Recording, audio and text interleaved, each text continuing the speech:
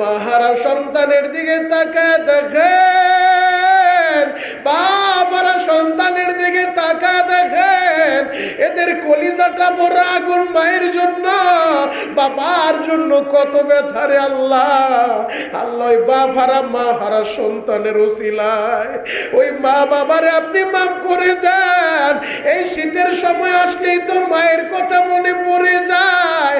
আহারে যার মা মারা গেছে 5 বছর হইল, 5টা বছরের ভিতরে 5 বার শীত আসলো, মার হাতের পিঠার কপালে হইল না। ও দয়ার আল্লাহ, এই শীতের সময় মা নিজের হাতে পিঠা বানাইয়া সন্তানদের সামনে বারবার তুলে দিত। মা নিজে না খায়া সন্তানে খাওয়াইতো। আল্লাহ যার কপালে মার হাতের পিঠা বন্ধ হয়ে গেছে, আল্লাহ ওই সন্তানের খাতিরে তার মা বাবার কবরটা জান্নাত বানায় দেন। আল্লাহ যে বাবা দুঃখ মিয়া নিজে না খায়া সন্তানরে খাওয়াইছে, এত কষ্ট করে সন্তানদের লেখাপড়া করাইয়া মানুষের মতো মানুষ বানাইয়া আজকে বাবা অন্ধকার কবরে ঘুমায়। ও মা ভরা সন্তানেরা, ওই বাবার কথাটা কি মনে পড়ে না? ও মাহারা সন্তানেরা, 10 মাস 10 দিন যেই মা গর্ভে ধারণ করলো, এই শীতের সময় সন্তান যদি ডান পাশে প্রস্রাব করে দেয়, মা দুঃখিনী সন্তানকে বাম পাশে শোয়াইছে রে আল্লাহ। আবার বাম পাশে প্রস্রাব করে সন্তান বিছানাটা ভিজায় দিছে, মা দুঃখিনী নিজে ভিজা জায়গায় শুইয়া সন্তানের শুকনা জায়গায় রাখছে রে আল্লাহ। সন্তানের শরীরে একটা মশায় কামড় মারলে ওই মশার আঘাতটা মায়ের কলিজায় লাইগা যায়। আহারে মা,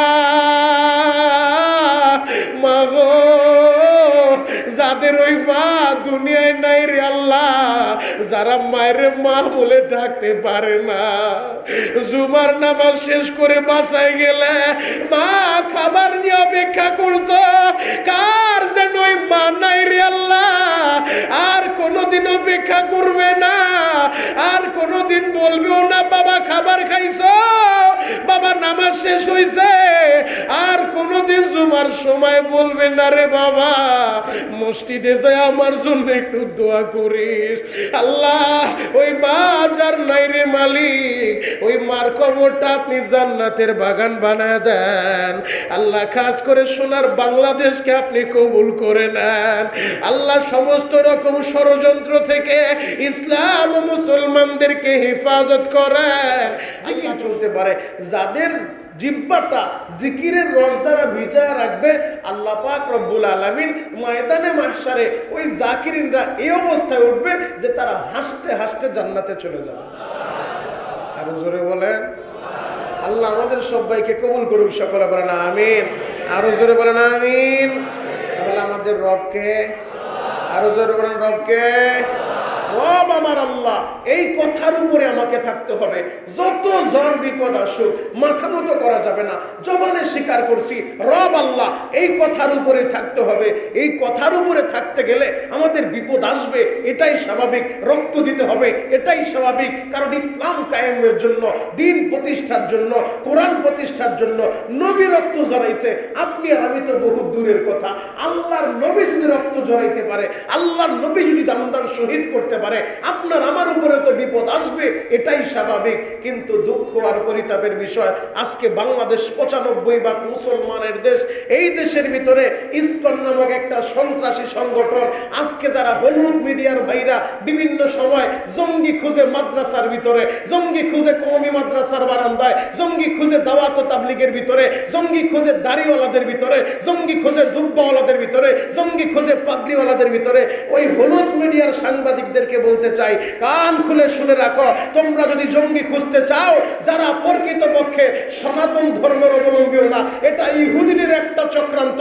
যে ইহুদিদের একটা অঙ্গ সংগঠনের নাম হলো ইসকন। যে ইসকন আমার বাংলাদেশের ভিতরে সাম্প্রদায়িক সম্প্রীতিকে তারা বিনষ্ট করার জন্য, দেশের ভিতরে দাঙ্গা হাঙ্গামা সৃষ্টি করার জন্য একের পর এক ষড়যন্ত্র লিপ্ত হয়েছে, যার জ্বলন্ত প্রমাণ আমরা দেখতে পেলাম কয়েকদিন আগে সেই অ্যাডভোকেট সাইফুল ইসলাম আলিফকে নির্মমভাবে দিবালোকে প্রকাশ্যে কিভাবে তারা জবাই করলো, শহীদ করে দিল। এত সাহস তারা পায় কোথায়? আমরা বলতে চাই মুসলমান হিসেবে ঈমানের দাবি নিয়ে আমরা বলতে চাই এই জঙ্গি সংগঠন বাংলাদেশের ভিতরে নিষিদ্ধ করতে হবে। কথা বলা ঠিক কিনা? এটা আমাদের ঈমানের দায়িত্ব। কারণ আমার ভাই মুসলমান, আমার ভাইয়ের অপরাধ ছিল কি? তার অপরাধ একটাই ছিল, কোন ভিন্ন ধর্মের কেউ যদি কালিমা পড়তে চাইতো, মুসলমান হইতে চাইতো, তো এই অ্যাডভোকেট সাইফুল ইসলাম আলিফ ও তাদেরকে সহযোগিতা করছে, এটাই কেউ অপরাধ ছিল। দাঈ ইলাল্লাহ, ও দাওয়াত দিছে আল্লাহর জন্য, ও কাজ করছে আল্লাহর জন্য, যার কারণে আজকে বাংলাদেশে সাইফুল ইসলাম আলিফকে এইভাবে নির্মমভাবে যারা শহীদ করলো, আজকে অনেকের আওয়াজ নাই। আমরা আমাদের দায়িত্ব থেকে আমরা আমাদের দায়িত্ব নিয়ে কথা বলতে হবে। আমাদের ঈমানের দাবিতে, ঈমান আমাদের আগে, যদি কল্লা দিতে হয় দিতে রাজি, কিন্তু ঈমান ছাড়তে আমরা রাজি না। কথা বলেন ঠিক কিনা? জবানে স্বীকার করছেন রব আল্লাহ, এই কথার উপরেই থাকতে হবে। এত বড় একটা কাজ তারা করলো, প্রকাশ্যে একজন মুসলমানকে জবাই করে দিল। আজকে হলুদ মিডিয়ার সাংবাদিকরা জঙ্গি খুঁজে যায় মাদ্রাসার ভিতরে, জঙ্গি খুঁজে দাড়ি টুপির ভিতরে, জঙ্গি খুঁজে আলেম ওলামার ভিতরে। আলেম ওলামা জঙ্গি না, মাদ্রাসায় জঙ্গির কখনো ট্রেনিং হয় নাই, ভবিষ্যতেও হবে না। বরং আলেম ওলামারা এ জাতিকে দাওয়াত দেয়, দাঈ ইলাল্লাহ, আল্লাহর দিকে দাওয়াত দেয়। নবী আমার দাওয়াত দিছে দাঈ ইলাল্লাহ। আমার নবীর যতগুলো উপাধি, আমার নবী ছিলেন বশীর, আমার নবী সুসংবাদ দিতেন, আমার নবী ছিলেন নাজির, আমার নবী ভীতি প্রদর্শন করতেন, আমার নবী ছিলেন ওয়াদাইয়া ইলাল্লাহ, যে আল্লাহর দিকে দাওয়াত দিতেন। আল্লাহু আকবার। আম্মা জান আয়েশা একবার নবীকে প্রশ্ন করে, নবীজি আপনি তো আল্লাহর দিকে দাওয়াত দেন, নবীজি আপনি তো সেই বদরের ময়দানে অনেক কষ্ট আপনার হয়েছে, উহুদের ময়দানে আপনার অনেক রক্ত ঝরেছে, উহুদের ময়দানে আপনার দান্দান শহীদ হয়েছে, এর চেয়েও বেশি কোনো কষ্ট আপনি পেয়েছেন? নবী আমার চোখের পানি ছেড়ে দিয়ে বলে, আয়েশা রে, আমি যখন তায়েফের ময়দানে গিয়েছিলাম, তায়েফের ওই মায়ের আঘাত, তায়েফের ওই যুবকদের পাথরের আঘাত আমার দিলটা কত বিক্ষত করে দিছে। এরপরেও নবী তাদেরকে একটাই দাওয়াত দিছে, ও দাইয়া ইলাল্লাহ, আল্লাহর দিকে দাওয়াত দিছে, তোরা কালিমা পড়, লা ইলাহা ইল্লাল্লাহ, এই কালিমা পড়। রক্ত ঝরতেছে তো দাওয়াত দিতেছে, মার খাইতেছে তো দাওয়াত দিতেছে, এরপরেও দাওয়াত থেকে পিছপা হন নাই। পরিস্থিতিটা এমন হয়েছে, তায়েফের ময়দানের নবীর মাইরের দৃশ্য দেখে পুরো আসমানবাসী, আসমানের সমস্ত ফেরেশতা পর্যন্ত কেঁদেছে। তাহলে চিন্তা করেন অবস্থাটা কি ছিল। কিছু কিছু ঘটনা আপনার আমার জীবনে ঘটে, যেই ঘটনা ঘটলে অনেক সময় পরিবারের সবাই কাঁদে, সবাই শোকাহত হয়। এমন ঘটনা ঘটে কি ঘটে না? পরিবারের সবাই কাঁদে।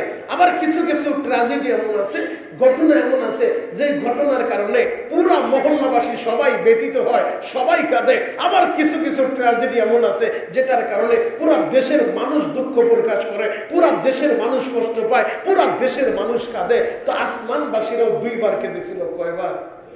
সবাই বলেন দুইবার। আসমানের সমস্ত ফেরেশতারা দুইবার কেঁদেছে। একবার হলো এই নবীর তায়েফের ময়দানে নবীর মাইরের দৃশ্য দেখে আসমানের সমস্ত ফেরেশতারা কেঁদেছে। শুধু আসমানের ফেরেশতা না, ফেরেশতাদের সর্দার জিবরাইল, মিকাইল, ইসরাফিল, আজরাইল তারাও কেঁদেছে। শুধু তারা না, আল্লাহর আরশ বহনকারী ৮ ফেরেশতা তারাও কেঁদেছে। এই দৃশ্য সইতে পারে নাই যে আমার নবী রহমাতুল লিল আলামিন, ইমামুল মুরসালিন, আরে যার শরীরের ভিতরে মশা মাছি বসা হারাম, আমার নবী রাস্তায় বের হইলে আকাশের মেঘ আইসা আমার নবীরে ছায়া দেয়, সেই নবীরে মারতে মারতে কত বিক্ষত করে ফেলছে।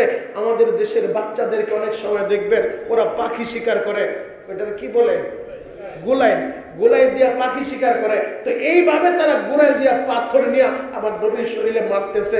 যায়েদ ইবনে হারেসা বলে, এক একটা পাথর আমার নবীর শরীরে লাগার সাথে সাথে জামাটা ছিদ্র হইয়া একেবারে গোস্তের ভিতরে ঢুকিয়া যায়। যায়েদ ইবনে হারেসা বলে, আমি যখন আমার হাতের অঙ্গুলি দিয়া এক একটা পাথর খোসায়া খোসায়া বের করতেছিলাম, পাথরটা বের করতে দেরি রক্তের ফোয়ারা শুরু হয়ে যায়। এমন ভাবে নবীরে মারছে, একবার বেহুশ হইছে তো বেহুশ অবস্থা থেকে আবার বেঈমানগুলা দাঁড় করাইছে, দাঁড় করে আবার নবীরে পাথর মারতেছে। তিনবার বেহুশ হইছে।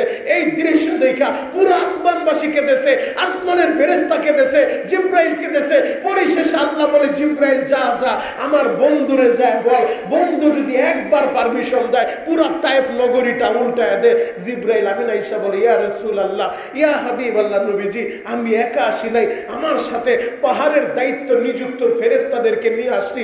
আপনি যদি বলেন, আপনি বলার সাথে সাথে পুরা তায়েফটারে উল্টায় দিব। এই জায়গায় কোনো মানুষ ছিল চিহ্ন পর্যন্ত থাকবে না, আপনি একবার অনুমতি দেন। নবী অনুমতি দেয় না, মার খাওয়ার পরেও ও দাইয়ানিল আল্লাহ, আল্লাহর জন্য দাওয়াত দেয়। না না, এদেরকে যদি শেষ করে দাও কে আল্লাহরে আল্লাহ বলবো, এদেরকে যদি শেষ করে দাও আমি কার কাছে দিনের দাওয়াত নিয়ে যাব? আল্লাহু আকবার। নবী আমার দাওয়াতের কাজ করছেন পুরাটা জীবন।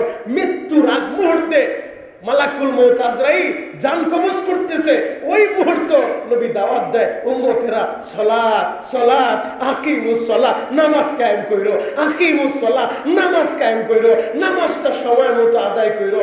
জান কবজের কাজ চলতেছে, ওই মুহূর্তে উম্মতের দাওয়াত দেয়া যায়। কেন দেয়? ওয়াদাইয়ান ইলাল্লাহ, আমার নবী তো দায়ী, আমার নবীর উপাধি। ও আমার যুবক ভাইরা, এই দুনিয়া আপনিও থাকতে পারবেন না, আমিও থাকতে পারবো না, মরণ তো আমাদের হবেই। তবে এমন একটা মরণ চাই যেই মরণ মরলে কোনো চিন্তা নাই। কথা বলেন ঠিক কিনা? মরণ তো হয়েই যাবে। আপনি গাছতলায় থাকলেও মরবেন, 10 তলা বিল্ডিং এর উপরে থাকলেও মরবেন, এয়ার কন্ডিশনের ভিতরে থাকলে মরবেন, ফুটপাতে থাকলেও মরবেন। মরতে আপনাকে হবে। মরার হাত থেকে কেউ আপনাকে রেহাই করতে পারবে না, কেউ আপনাকে বাঁচাইতে পারবে না। যুবক, প্রতিদিন কত যুবকের মৃত্যুর সংবাদ আসে। এই তো গতকালকে 2 জন যুবকের মৃত্যুর সংবাদ পাইলাম, যাদের বয়স 30-এর নিচে। বেশিরভাগ এখন যুবক মানুষগুলা মারা যাইতেছে। ও যুবক, তুমি যে বৃদ্ধ হবে কোনো গ্যারান্টি নাই। হয়তো অনেক যুবক ভাবতে পারে, হুজুর যৌবনকাল, এখন তো একটু গুনাহ করবই, এদিক সেদিক চলবই, দাড়ি মুখ যখন পেকে যাবে একেবারে তসবিহ একটা নিয়ে মসজিদের কর্নারে বসবো, আর মসজিদ ছাড়বো না। তুমি যে বৃদ্ধ হবে কোনো গ্যারান্টি নাই। আমার বৃদ্ধ বাবাজি যারা আছে, বয়স্ক যারা আছে, এখন যতগুলো মৃত্যুর সংবাদ পাই অধিকাংশ মরার সংবাদ যুবকদের মরা। যে যুবক 25 বছর বয়স, 20 বছর বয়স, 30 বছর বয়স, হঠাৎ করে স্ট্রোক করছে, তো সাথে সাথে ডেড হয়ে গেছে। ও যুবক ভাই, মরতে তোমাকেও হবে, আমাকেও হবে। তবে এই দুনিয়াটা একটা ধোঁকা, ধোঁকা। এই দুনিয়ায় কেউ আমার জন্য বসে থাকবে না। এই মুহূর্তে যদি আমার মরণ হয়ে যায়, নামাজ ঠিকই চলবে, কেউ আমার জন্য মুসল্লিরা অপেক্ষা করবে না। খতিব সাহেব মারা গেছে যে নামাজ হবে না, না না না, খতিবের জিম্মাদারি চলতে থাকবে। ভাই, আপনি যদি মারা যান, রাস্তায় গাড়ি অ্যাক্সিডেন্ট করে মারা গেছেন, 1 মিনিট চিন্তা করে দেখেন। ও আমার দাড়ি পাকা আব্বা জানেরা, 1 মিনিট চিন্তা করেন, রাস্তা দিয়ে চলতেছেন, চুনকুটিয়া চৌরাস্তায় গাড়ি অ্যাক্সিডেন্ট করে মারা গেছেন। হয়তো লোকজনের ভিড় জমবে, মহাসড়কের ভিতরে জ্যাম লেগে যাবে, কয়েক কিলোমিটার বেঁধে জ্যাম লেগে গেছে। তো জ্যাম লাগার পরও লাশটা কোনো মতে সাইডে সরায়া গাড়িওয়ালা ড্রাইভাররা যার যার গাড়ি নিয়ে গন্তব্যে ছুটতে থাকবে। কেউ আপনার জন্য বসে থাকবে না, কেউ থেমে থাকবে না যে লোকটা মারা গেছে আমরা সেই জায়গায় দাঁড়ায় যাই। না না, এত সময় তাদের হাতে নাই। আপনার লাশটাকে সাইড করে যে যার গন্তব্যে ছুটতে থাকবে, কেউ আপনার জন্য দাঁড়ায় থাকবে না। আপনার পরিবার আপনার জন্য দাঁড়ায় থাকবে না। ভাবতে পারেন, যেই পরিবাররা এত ভালোবাসি, যেই সন্তানদের জন্য এত সম্পদ করলাম, যেই বিবির এত ভালোবাসি, আপনি মারা যান, আপনার বিবি আপনার জন্য না খেয়ে বসে থাকবে না।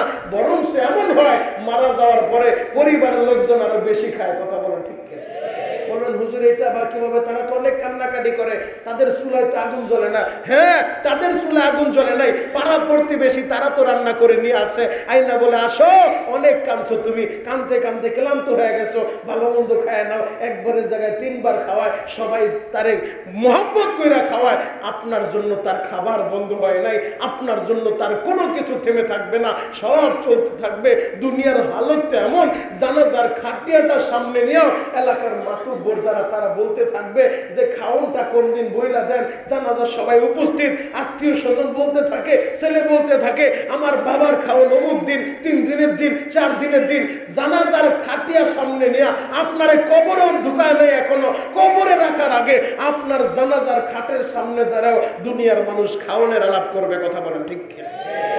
পুরাটাই ধোঁকা ধোঁকা। কার জন্য পাগল হইছেন?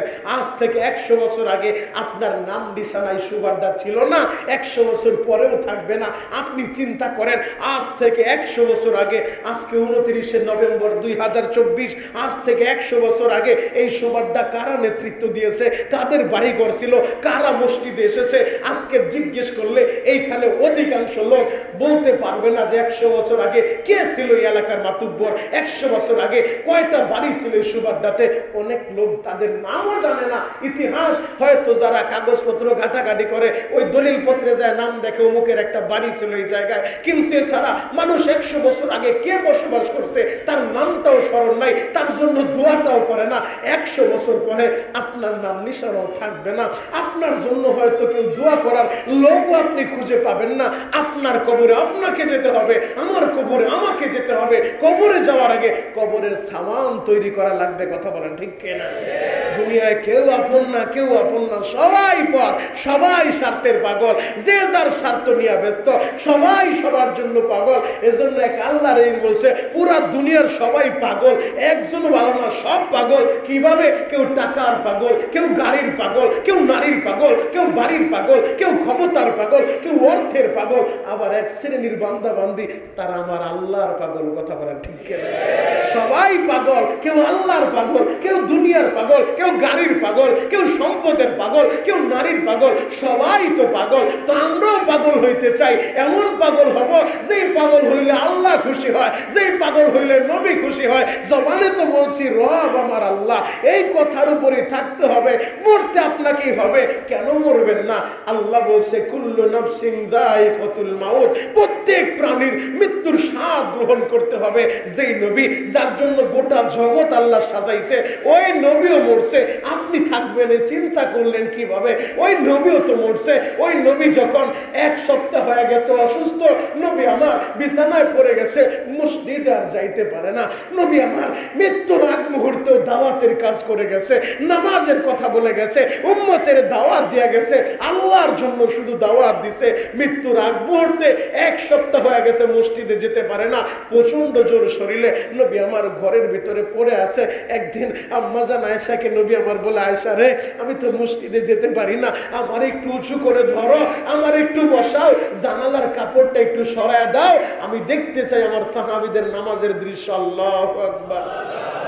আম্মা জান আয়েশা নবীরে বসাইলেন, কারণ নবীজির হুজরার সাথে, আম্মা জান আয়েশার হুজরার সাথে কিন্তু মসজিদে নববী, আল্লাহ নবীর রওজাটা যেই জায়গায়, ওটাই ছিল নবীজির হুজরা। আম্মা জান আয়েশার কামরা, ওই রুমটাই ছিল নবীজির সাথেই তো মসজিদে নববী। তো আম্মা জান আয়েশা আল্লাহ নবীকে ধরে বসাইলেন, জানালার কাপড় সরায়া দিলেন। নবী আমার দেখে হযরতে আবু বকর ইমামের মুসাল্লায়, আবু বকরের পিছনে সব সাহাবীরা দাঁড়ায় নামাজ আদায় করে। এই দৃশ্য দেখে নবী আমার কাঁদতেছেন। আম্মা জান আয়েশা তখন বলে, ইয়া রাসূলুল্লাহ, ইয়া হাবিবাল্লাহ, নবীজি আমার বাবা ইমামের মুসল্লায় দাঁড়াইছে, এইটা কি আপনার ভালো লাগে নাই যে আমার বাবা নামাজের ইমামতি করে? এই দৃশ্য দেখে আপনি কাঁদেন? আমার নবী বলেন, না রে আয়েশা, না, আমি এই দৃশ্য দেখে কাঁদি না, আমি কাঁদতেছি নামাজের জন্য। আজকের এই কান্নাটা আমার কষ্টের কান্না না, আমার আনন্দের কান্না। মানুষ সব সময় আনন্দে হাসে না, কখনো কখনো অতি আনন্দে চোখ দিয়ে পানি বের হয়ে যায়। নবী আমার বলে, আয়েশা রে, আজকের এই কান্নাটা আমার আনন্দের কান্না। এই নামাজের জন্য, নামাজের দাওয়াত দিয়া আমি কত অপমানিত হয়েছি, আমি কত মার খাইছি। আজকে আমি তাকায় দেখতেছি আমার আবু বকরের ইমামতিতে আমার সাহাবীরা কাতার সোজা করে, তারা নামাজ আদায় করে। জোরে বলে, মৃত্যুর আগ মুহূর্তের জন্য নামাজ, নামাজ, নামাজের কথা বলে গেছেন। নবী আমার বিছানায় পড়ে আছে। মৃত্যুর স্বাদ সবাইকে গ্রহণ করতে হবে, তবে সাকরাতুল মাউত যখন, মৃত্যুর যন্ত্রণা যখন শুরু হয়ে যাবে, এটা যেমন এক যন্ত্রণা। আল্লাহ নবী আম্মা জান আয়েশারে বলে, আয়েশার একটা পাত্রের ভিতরে পানি দাও। আম্মা জান আয়েশা আয়েশা পানি দিছে, নবী আমার হাতগুলো পানির ভিতরে একবার ভিজায়, আবার হাতগুলো উঠায়, আবার পাত্রের ভিতরে পানির ভিতরে হাতগুলা ভিজায়, আবার হাতগুলো উঠায়। আম্মা জান আয়েশা বলে, ইয়া রাসূলুল্লাহ, ইয়া হাবিবাল্লাহ, আপনি এমন করতেছেন কেন? আমার নবী বলে, আয়েশা রে, মৃত্যুর যন্ত্রণা যাইতে এত কঠিন, ও আয়েশা, সাকরাতুল মাউত যে এত কঠিন। আম্মা জান আয়েশা বলে, নবীজির মাথা থেকে পা পর্যন্ত পুরা শরীরটা ঘর্মাক্ত হয়ে গেছে। আমার নবীর এই দৃশ্য দেখা পাশে বইসা আম্মা জানও কাঁদে, পাশে বইসা তার কলিজার টুকরা ফাতেমাও কাঁদে। হঠাৎ করে মালাকুল মউত আজরাইল হাজির হয়ে গেছে। আজরাইল ঘরের দরজায় দাঁড়ানো, আজরাইল ভিতরে ঢোকার পারমিশন চায়। আল্লাহ নবী বলে, আয়েশা রে, আল্লাহ নবী বলে, ও ফাতেমা, ঘরের দরজাটা খুলো মা। ঘরের দরজা খুলে দেখো কে আসছে। তখন ফাতেমা ঘরের দরজাটা খুলছে। মালাকুল মউত তো সে দেখার কথা না, কিন্তু আল্লাহর আদেশে মালাকুল মউত মানুষের বেশ তার সামনে ধরছে। আল্লাহু আকবার। ফাতেমা ঘরের দরজা খুলে দেখে তারে চিনা যায় না। এই লোক তো মদিনায় কখনো দেখি নাই, অপরিচিত একটা চেহারা। দৌড়ে আসছে নবীজির কাছে, আব্বাজান, এমন এক লোক আসছে যারা তো কখনো দেখি নাই, অপরিচিত একটা চেহারা। নবীজি বলে, সে দুনিয়ার কোনো মানুষ না, মালাকুল মউত আজরাইল। ফাতেমা বলে, বাবা গো, একটা সপ্তাহ আপনি অসুস্থ, বিছানা থেকে উঠতে পারেন না, আবার এই মুহূর্তে মালাকুল মউত আজরাইল, তার মানে আমার বুঝতে আর বাকি নাই, আপনার নেওয়ার জন্য আসছে। না, আমি পারমিশন তাকে দিতে পারবো না, আমি তার অনুমতি দিব না। নবী আমার বলেন, ফাতেমা, মালাকুল মউত আজরাইল দুনিয়ার কারো কাছে যাইতে তার অনুমতি লাগে না, তার পারমিশন লাগে না। এটা তোমার বাবার সম্মান গো মা, তুমি তারে অনুমতি দিয়া দাও। তুমি যদি তারে অনুমতি না দাও, এরপরেও সে আমার কাছে আসতে পারবে। এই পাওয়ার আল্লাহ তারে দিয়া রাখছে। এই মালাকুল মউত যার সামনে দাঁড়ায় যায়, তার দুনিয়ার স্বাদ শেষ করে দেয়। ও ফাতেমা, তারে পারমিশন দিয়া দাও। এবার মালাকুল মউত আজরাইল নবীর কাছে আইসা নবীরে সালাম দিয়ে বললেন, নবীজি, আপনি আদেশ দিলে, অনুমতি দিলে আমি আমার কাজ শুরু করব। ও নবী, ইন্নাকা মাইয়িতুন ওয়া ইন্নাহুম মাইয়িতুন। নবীজি, আপনিও মরবেন, তারাও মরবে, কেউ থাকতে পারবে না। মৃত্যুর স্বাদ সবারই গ্রহণ করতে হবে। আপনি অনুমতি দিলে আমি কাজ শুরু করব। আমার নবী বললেন, একটু অপেক্ষা করো, আমি জিবরাইলের সাথে পরামর্শ করে নেই। তখন সাথে সাথে জিবরাইল আসছে। আমার নবী বলে, জিবরাইল রে, আমি এখন কি করব? জিবরাইল বলেন, নবীজি, আল্লাহ বলছে আপনি থাকতে চাইলে থাকতে পারবেন, আবার যদি থাকতে না চান, সময় শেষ হয়ে গেছে, তার অনুমতি দিয়া দেন। নবী বলে, জিবরাইল, আমি যদি থাকতে চাই কতদিন দিবে? বলে, আপনার লম্বা হায়াত দিবে। পরিশেষে কি হবে? সর্বশেষ আপনাকে মরতে হবে, মরতে আপনাকে হবে। এই দুনিয়ায় কেউ থাকতে পারবে না। আল্লাহর আরশের নিচে যারা আছে সবাইকে মরতে হবে। ফেরেশতারা মরবে, জিন মরবে, ইনসান মরবে, কেউ থাকতে পারবে না। আপনিও মরণশীল, তারাও মরণশীল। নবীজি, আপনি এখন কি করবেন করেন। আমার নবী চোখের পানি ছেড়ে কাঁদে। জিবরাইল বলে, নবীজি, আপনি কাঁদেন কেন? ও জিবরাইল, আমি কেন কাঁদি শুনতে চাও? জিবরাইল বলে, নবীজি, আপনার মেয়ে ফাতেমার জন্য কাঁদতেছেন, ফাতেমা এতিম হয়ে যাবে। নবী আমার কান্দার বলেন, না রে জিবরাইল, না, আমার ফাতেমার জন্য কাঁদি না। জিবরাইল বলে, আপনার ফাতেমার তো আল্লাহ জান্নাতের সভানেত্রী বানাইছে, আগেই তো জানাই দিছি। নবী আমার বলে, আমি ফাতেমার জন্য কাঁদি না, হাসান হুসাইনের জন্য কাঁদেন? না না না, আমি হাসান হুসাইনের জন্য কাঁদি না। কার জন্য কাঁদেন? নবী আমার কান্দে আর বলে, জিবরাইল রে, আমি আমার উম্মতের জন্য কাঁদি। আমি যদি চইলা যাই, আমার উম্মতের কি উপায় হবে গো? আমার উম্মতের কি উপায় হবে? আমার উম্মতের কে দেখে রাখবে? অন্যান্য নবীর উম্মতদেরকে আল্লাহ অনেক সময় পুরা জাতি সহ ধ্বংস করে দিয়েছে। ও জিবরাইল, আমার উম্মতেও তো গুনাহ করে। আমার আল্লাহ যদি রাগান্বিত হইয়া পুরা জাতি ধ্বংস করে দেয়, এই উম্মতের চিন্তায় কাঁদে। জিবরাইল বলে, নবীজি, আমার আল্লাহ আপনার উম্মতের একসাথে ধ্বংস করবে না। আপনার পরে আপনার জিম্মাদার, আল্লাহ আপনার উম্মতের জিম্মাদার। আর জোরে বলেন, ওরা আল্লাহ আমার উম্মতের জিম্মাদার হইব, বলে গো যাও জিব্রাইল এবার আমি অনুমতি দিতে পারি। ওই মুহূর্তে মালাকুল মউত আজরাইলের নবী অনুমতি দিছে। মৃত্যুর সময় মালাকুল মউত আজরাইল জান কবজের কাজ করে।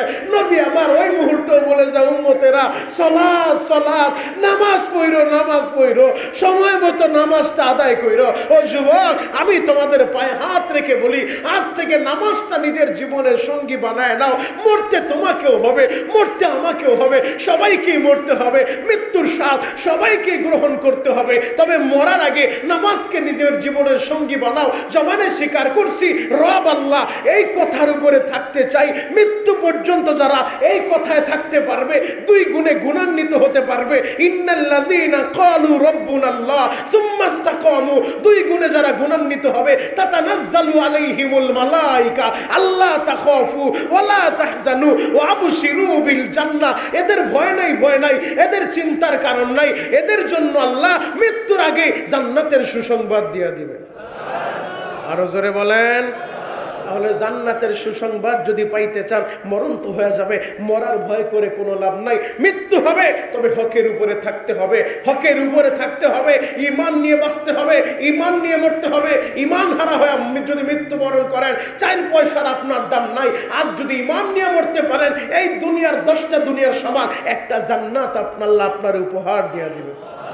বড় বড় ক্ষমতাদাররাও তো মরছে, তারাও থাকতে পারেন নাই। ইতিহাস কি জানেন না? পুরা জগতের, পুরা দুনিয়ার বাদশাহী করেছে, রাজত্ব করছে পয়গম্বর সুলাইমান আলাইহিস সালাতু ওয়াস সালাম, সেও তো মরছে। পুরা জগতের বাদশাহী কইরা সুলাইমান নবীও তো থাকতে পারে নাই। শাহ সাকান্দার, সেও তো থাকতে পারে নাই। পুরা জগতের বাদশাহী কইরা ইন্তেকালের আগ মুহূর্তে শাহ সাকান্দার জানায় দেয়, তার সন্তান পরিবারের লোকদেরকে জানায় দেয়, আমার যখন মরণ হয়ে যাবে, মরার পরে আমার যখন গোসল দিবা, কাপড়ের কাপড় পরা খাটিয়ার ভিতরে উঠা আমার হাত দুইটা দুই দিকে বের করে রাখবা। বলে কেন? বলে হ্যাঁ, হাত দুইটা বের করে রাখবা, পুরা শহরটা আমারে ঘুরাইবা, এরপরে আমারে কবর দিবা, এর আগে আমারে কবর দিবা না। কেন এই কাজটা করব? বলে এই কাজ কইরা আমি জগতের মানুষরে বুঝাইয়া দিতে চাই, আমি শাহ সেকেন্দার পুরা জগৎ রাজত্ব করলাম, সব জায়গা থেকে আমার জন্য ট্যাক্স পাঠায় দেয়। আল্লাহ আমার এত ক্ষমতা দিছে, মরার সময় আমি শাহ সেকেন্দার খালি হাত নিয়ে কবরে যাইতেছি, টাকা নিয়ে যাইতে পারি নাই, স্বর্ণ নিয়ে যাইতে পারি নাই। তার ওসিয়ত অনুযায়ী শাহ সেকেন্দার ইন্তেকালের পরে গোসল করায়া খাটিয়ার ভিতরে উঠায়া কাপড়ের দুই দিকে দুইটা হাত বের করে দিছে, পুরা শহরটা তারে ঘুরাইতেছে। যারা বুঝে না দুনিয়ার পাগল, ওই দুনিয়াদার গুলা বলতেছে দেখো দেখো বাদশা সারা জীবন খাজনা আর ট্যাক্স চাইছে, এখন মরার পরও খাজনা চায়, তার হয় না। আর যারা পরকাল বুঝে, আর যারা পরকালের ভয় আছে, ওরা বলে না না না, তোমরা তো বুঝো না, বুঝো না।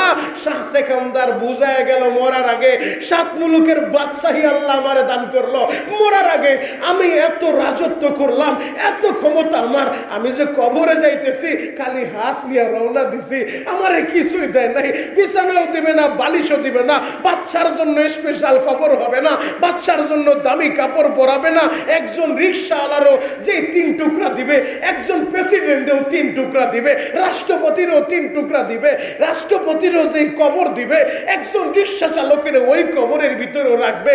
ও যুবক, কিসের এত অহংকারী? ক্ষমতার বাহাদুরি করে কোনো লাভ নাই, টাকার বাহাদুরি করে কোনো লাভ নাই। মরতে আমাদেরই হবে, তবে মরার আগে ঈমান নিয়ে বাঁচতে চাই, ঈমান নিয়ে মরতে চাই। কথা বলেন ঠিক কিনা? তাহলে আমরা আমাদের অবস্থান থেকে ঐক্যবদ্ধভাবে আওয়াজ দিতে হবে। যেই জঙ্গি সংগঠন ইসকন নামের সংগঠন আজকে যারা আমার দেশের মুসলমান, আমার দেশের একটা রত্ন অ্যাডভোকেট সাইফুল ইসলাম আলিমকে নির্মমভাবে শহীদ করছে, সর্ব সেক্টর থেকে আমরা অন্তর্বর্তীকালীন সরকারের কাছে, উপদেষ্টাদের কাছে আওয়াজ দিতে চাই, এই জঙ্গি সংগঠন বাংলাদেশে নিষিদ্ধ করতে হবে। কথা বলেন ঠিক কিনা? তারা একের পর এক সাম্প্রদায়িক সম্প্রীতি নষ্ট করার জন্য বিভিন্ন সময় উস্কানিমূলক বক্তব্য দেয়, বিভিন্ন সময় মসজিদের ভিতরে আক্রমণ করে। আপনারা দেখেছেন গত 5 আগস্টের পরে আমার দেশে গণঅভ্যুত্থানের মাধ্যমে আল্লাহ যে বিজয় দান করছে, 5 তারিখের পরে আমার দেশের নামাজিরা, আমার দেশের মুসলিম মুসলমানেরা, আমার দেশের আলেম ওলামা, আমি নিজে সহ আলেমদেরকে নিয়ে রাত্রিবেলা মন্দিরে মন্দিরে ঘুরছি। কেন জানেন? তাদের মন্দির পাহারা দিতে। আমার দেশের আলেমরা তাদের মন্দির পাহারা দিল, আমার দেশের মুসলমানরা রাতের অন্ধকারে মন্দির পাহারা দিল। আর তারা ওই ইসকন নামে জঙ্গি সংগঠন, ওরা আমাদেরকে দিনের আলোতে আমাদের মসজিদ ভাঙচুর করে আমাদেরকে মসজিদ ভাঙা উপহার দিল, আমাদেরকে আলিফের লাশ উপহার দিল। আমরা এর তীব্র নিন্দা জানাই। এর বিচার বাংলাদেশে হতে হবে। কথা বলেন ঠিক কিনা? এই প্রস্তাবে সবাই রাজি আছেন? আমাদের ঈমান আগে। কথা বলেন ঠিক কিনা? আমাদের ঈমান আগে, এরপরে দুনিয়া। ঈমান আগে, এরপরে দেশ। ঈমান আগে, এরপরে ক্ষমতা। ঈমান আগে, এরপরে রাজনীতি। যে যেই দল করেন আপনার ব্যক্তিগত ব্যাপার, তবে আমরা মুসলমান হিসেবে ঈমান নিয়ে বাঁচতে চাই, ঈমান নিয়ে মরতে চাই। কথা বলেন ঠিক কিনা? ইন্নাল্লাযীনা ক্বালু রাব্বুনাল্লাহ সুম্মা ইসতাকামু, জবানে তো বলছি রব আল্লাহ, এখন শুধু দ্বিতীয় নাম্বার গুণের পালা। এই কথার উপরেই থাকতে হবে। যদি এই কথার উপরে থাকতে পারেন, তাদের জন্যই রয়েছে জান্নাত। ইয়া আইয়াতুহান নাফসুল মুতমাইন্না ইরজিই ইলা রাব্বিক রাদিয়াতাম মারদিয়া, রাদিয়াতাম মারদিয়া। আল্লাহ, আপনি আমাদের সবাইকে বুঝা এবং আমল করার তৌফিক দান করেন। সকলে বলেন আমিন। আরো জোরে বলেন আমিন। আল্লাহ পাক রব্বুল আলামিন, আমরা যখন মৃত্যুবরণ করব, ঈমান নিয়ে যেন আমরা মরতে পারি। সকলে বলেন আমিন। দান বক্স গুলো ছেড়ে দেন। ربنا ظلمنا أنفسنا وإن لم تغفر لنا وترحمنا لنكونن من الخاسرين ربنا اغفر لنا ولوالدينا رب ارحمهما كما ربياني صغيرا رب العالمين কুদরতের নজর দিয়ে একটা বার তাকায় দেখেন, আমি গুনাহগার আপনার দামি বান্দাদেরকে নিয়ে পবিত্র জুমার নামাজের পূর্ব মুহূর্তে আপনার শাহী দরবারে ভিক্ষুকের মতো দুইটা হাত তুলে দিয়েছি। রব্বুল আলামিন, গুনার দিকে তাকাইলে জাহান্নামের আগুন ছাড়া কিছুই দেখি না। আল্লাহ, গুনার দিকে না তাকাইয়া আপনার রহমতের দিকে তাকাইয়া আমাদের সকলের গুনাহগুলো আপনি নেক দ্বারা বদলায়া দেন। রব্বুল আলামিন, হাত উঠাইলে মনে পড়ে যায় মা দুঃখিনীর কথা, হাত উঠাইলে মনে পড়ে যায় বাবা দুঃখ মিয়ার কথা। ও দয়ার আল্লাহ, ওই মা কার যেন দুনিয়ার মায়া ছাইরা কবরের বাসিন্দা হয়ে গেছে, কার যেন বাবা অন্ধকার কবরে ঘুমিয়ে আছে। মেহেরবানি করে আম্মা জান আব্বা জানের কবরটা জান্নাতের বাগান বানায় দেয়। আল্লাহ, অনেকের মা অসুস্থ, অনেকের বাবা অসুস্থ। আল্লাহ, অসুস্থ মা বাবাকে সুস্থতার নিয়ামত দিয়া দেয়। আল্লাহ, একটা বার তাকায় দেখেন আমার কলিজার টুকরা যুবক ভাইরা, কার মনে কি ব্যথা আমি জানি না। আমার মুরব্বী বাবাজিরা বাসা বাড়িতে বইসা আমার অনেক মা বোনেরা হাত উঠাইছে। আল্লাহ, একজনের হাতও যদি পছন্দ হয় গো, ওই হাতের উসিলায় বড় মজলিসের সবাই রে আপনি কবুল করে নেন। আল্লাহ, দুনিয়ার সামান্য গরম আমরা সইতে পারি না, দুনিয়ার সামান্য শীত আমরা সইতে পারি না। আল্লাহ, জাহান্নামের আযাব কেমনে সহ্য করব? আল্লাহ, যদিও আমরা অনেক গুনাহ করছি মালিক, গুনাহ করতে করতে আমাদের হাত দুইটা নাপাক করে ফেলছি। আল্লাহ, গুনাহ করতে করতে চোখ দুইটা নাপাক করে ফেলছি, গুনাহ করতে করতে জবানটা নাপাক করে ফেলছি, গুনাহ করতে করতে অন্তরটা নাপাক করে ফেলছি। আল্লাহ, আল্লাহ, যদিও আমরা গুনাহগার, আপনার নাম না গফফার, যদিও আমরা গুনাহগার, আপনার নাম না রহমান। আল্লাহ রহমান নামের ওসিলায়, গফফার নামের ওসিলায় আমাদের সকলের গুনাহগুলো আপনি নেক দ্বারা বদলায়া দেন। আল্লাহ যদি আমরা গুনাহগার আমরা তো আপনার বন্ধুর আদরের উম্মত, আপনার বন্ধুর খাতিরে আমাদের সবাইরে আপনি কবুল করে নেন। আল্লাহ মাহারা সন্তানের দিকে তাকায় দেখেন, বাবারা সন্তানের দিকে তাকায় দেখেন, এদের কলিজাটা বড় আগুন মায়ের জন্য, বাবার জন্য কত ব্যথারে আল্লাহ। আল্লাহ ওই বাবারা মা হারা সন্তানের উসিলায় ওই মা বাবারে আপনি মাফ করে দেন। এই শীতের সময় আসলেই তো মায়ের কথা মনে পড়ে যায়। আহারে যার মা মারা গেছে 5 বছর হইল, 5টা বছরের ভিতরে 5 বার শীত আসলো, মার হাতের পিঠার কপালে হইল না। ও দয়ার আল্লাহ, এই শীতের সময় মা নিজের হাতে পিঠা বানাইয়া সন্তানের সামনে বারবার তুলে দিত, মা নিজে না খায়া সন্তানে খাওয়াইতো। আল্লাহ যার কপালে মার হাতের পিঠা বন্ধ হয়ে গেছে, আল্লাহ ওই সন্তানের খাতিরে তার মা বাবার কবরটা জান্নাত বানা দেন। আল্লাহ যে বাবা দুঃখ মিয়া নিজে না খায়া সন্তানরে খাওয়াইছে, এত কষ্ট করে সন্তানদের লেখাপড়া করাইয়া মানুষের মতো মানুষ বানাইয়া আজকে বাবা অন্ধকার কবরে ঘুমায়। ও বাবারা সন্তানেরা, ওই বাবার কথাটা কি মনে পড়ে না? ও মাহারা সন্তানেরা, 10 মাস 10 দিন যেই মা গর্ভে ধারণ করলো, এই শীতের সময় সন্তান যদি ডান পাশে প্রস্রাব করে দেয়, মা দুঃখিনী সন্তানরে বাম পাশে শোয়াইছে রে আল্লাহ। আবার বাম পাশে প্রস্রাব করে সন্তান বিছানাটা ভিজায় দিছে, মা দুঃখিনী নিজে ভিজা জায়গায় শুইয়া সন্তানের শুকনা জায়গায় রাখছে রে আল্লাহ। সন্তানের শরীরে একটা মশায় কামড় মারলে ওই মশার আঘাতটা মায়ের কলিজায় লাগা যায়। আহারে মা, মা গো, যাদের ওই মা দুনিয়ায় নাই রে আল্লাহ, যারা মায়ের মা বলে ডাকতে পারে না, জুমার নামাজ শেষ করে বাসায় গেলে মা খাবার নিয়ে অপেক্ষা করতো, কার যেন ওই মা নাই রে আল্লাহ, আর কোনোদিন অপেক্ষা করবে না, আর কোনোদিন বলবেও না বাবা খাবার খাইছো, বাবা নামাজ শেষ হইছে, আর কোনোদিন জুমার সময় বলবে না রে বাবা মসজিদে যায় আমার জন্য একটু দোয়া করিস। আল্লাহ ওই মা যার নাই রে মালিক, ওই মার কবরটা আপনি জান্নাতের বাগান বানায় দেন। আল্লাহ খাস করে সোনার বাংলাদেশকে আপনি কবুল করে নেন। আল্লাহ সমস্ত রকম ষড়যন্ত্র থেকে ইসলাম ও মুসলমানদেরকে হেফাজত করেন।